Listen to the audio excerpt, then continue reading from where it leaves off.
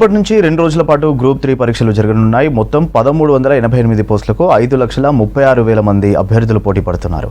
ఇప్పటికే టీజీపీఎస్సీ పరీక్షల నిర్వహణకు ఏర్పాట్లు పూర్తి చేసింది. రాష్ట్ర వ్యాప్తంగా 1401 పరీక్ష కేంద్రాలను ఏర్పాటు చేసింది. పరీక్షలు ప్రశాంతంగా జరిగేలా చూడాలని జిల్లా కలెక్టర్లకు, ఎస్పీలకు పర్యవేక్షణ బాధ్యతలు అప్పగించింది ప్రభుత్వం.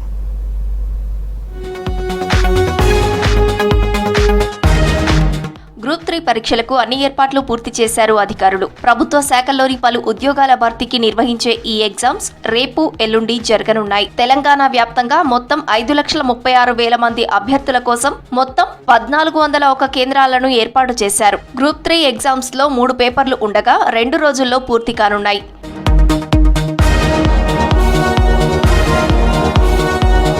పరీక్షా కేంద్రాల పర్యవేక్షణ బాధ్యతలను ఆయా జిల్లా కలెక్టర్లు, ఎస్పీలకు అప్పగించింది రాష్ట్ర ప్రభుత్వం. స్వయంగా పరీక్షా కేంద్రాలను తనిఖీ చేయాలని ఆదేశించింది. ఈ నేపథ్యంలోనే కలెక్టర్లు, ఎస్పీలు కట్టుదిట్టమైన భద్రత ఏర్పాట్లు చేశారు. దాదాపు అన్ని కేంద్రాల్లో సీసీ కెమెరాలను అమర్చారు. టీజీపీఎస్సీ కార్యాలయానికి వాటిని అనుసంధానించి ప్రత్యక్షంగా పర్యవేక్షించేలా చర్యలు చేపట్టారు అధికారులు.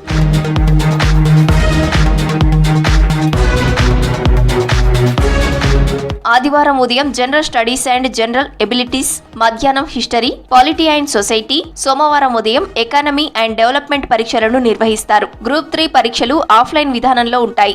ఒక్కో పేపర్కు 150 మార్కుల చొప్పున మొత్తం 450 మార్కులకు పరీక్షలు నిర్వహిస్తారు. రాత పరీక్ష ఆధారంగానే ఎంపిక ఉంటుందని, ఇంటర్వ్యూ ఉండదని తెలిపారు అధికారులు. రాత పరీక్షలను తెలుగు, ఇంగ్లీష్, ఉర్దూ భాషలలో నిర్వహిస్తారు.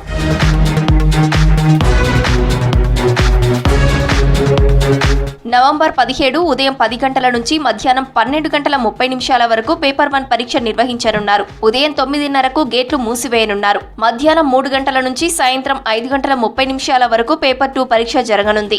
మధ్యాహ్నం 2:30కు ఎగ్జామ్స్ సెంటర్ గేట్లు మూసివేస్తారు. నవంబర్ 18న ఉదయం 3వ పేపర్ పరీక్ష జరగనుంది. అయితే గేట్స్ క్లోజింగ్ టైం కంటే ముందే అభ్యర్థులు ఎగ్జామ్ సెంటర్స్ కు చేరుకోవాలని సూచిస్తున్నారు అధికారులు. గేట్ మూసివేసిన తర్వాత ఎట్టి పరిస్థితుల్లోనూ అనుమతించమని తెలిపారు ఆఫీసర్స్.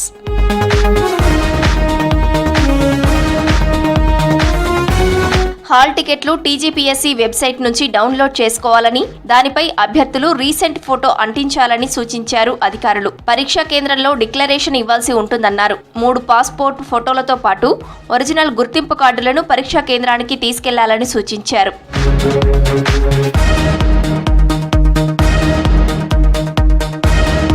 తప్పుడు పత్రాలతో హాజరైనా, ఒకరికి బదులు మరొకరు హాజరైనా డీబార్ చేయడంతో పాటు క్రిమినల్ కేసులు నమోదు చేస్తామని హెచ్చరించారు అధికారులు.